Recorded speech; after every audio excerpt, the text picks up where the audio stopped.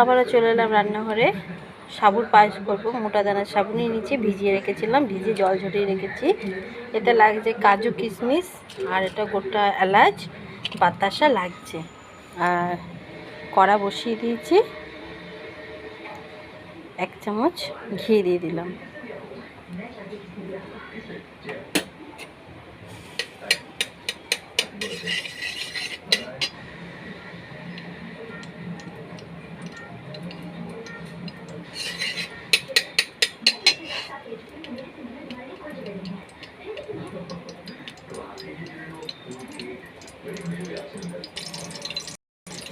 এলাচটা দিয়ে দিলাম, কাজু কিশমিশটা একটু ভেজে নেব।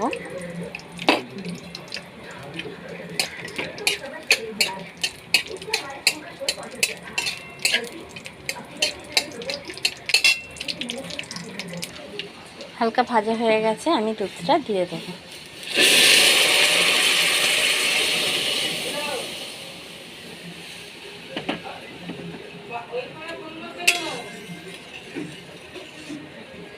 দুধটা দিয়ে দিলাম,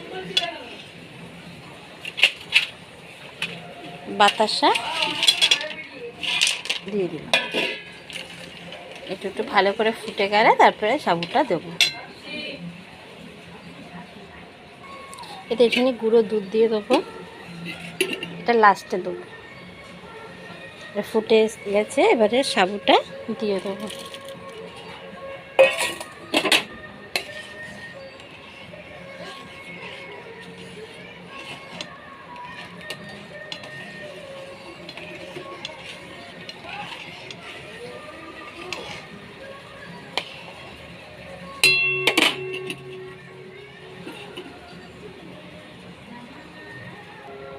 এবারে গুঁড়ো দুধটা দিয়ে দেবো।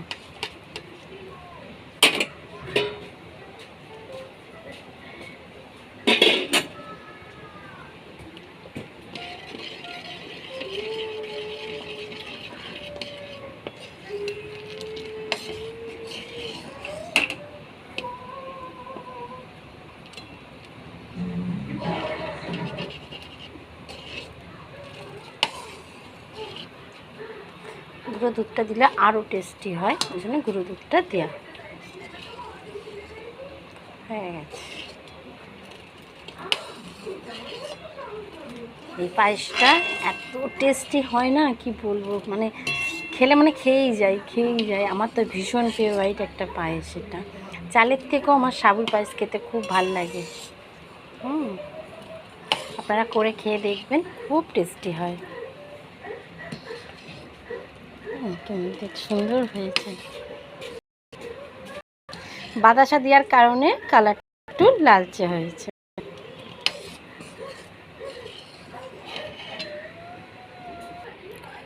হয়ে গেছে, এবার আমি নামিয়ে নেব। একটু পাতলা পাতলা রেখেছি, কেন এটা যখন খাবো এটা বসে যাবে। এটা সাবু, ওই জন্য ঢেলে নিয়ে। হয়ে গেছে আমার সাবুর পায়েস। এইরকম দেখতে হয়েছে সাবুর পায়েসটা। আমার এই সাবুর পায়েসের রেসিপি আপনাদের কেমন লাগলো? প্রথমত বলি, আমার ছেলের খুব শখ আজকে চালের পায়েস খাই, সিমের পায়েস খাই, সাবুর পায়েস খাবো। ও আমি সাবুর পায়েস খাবো, ঠিক আছে চলো এই সাবুর পায়েস বানাই। তা আজকে আমি আমার ছেলের কথা রাখার জন্য সাবুর পায়েসটা বানিয়েছি, ঠিক আছে?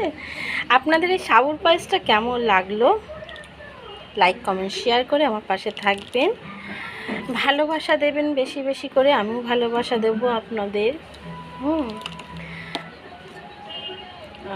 লাইক কমেন্ট শেয়ার করতে আমার পাশে থাকবেন। ভালো থাকবেন, সুস্থ থাকবেন। আজকের মতন এইটুকুই ভিডিও। ভালো লাগলে পুরো ভিডিও দেখার জন্য অনেক অনেক অনেক অনেক ধন্যবাদ। ভালো থাকবেন, সুস্থ থাকবেন, টাটা।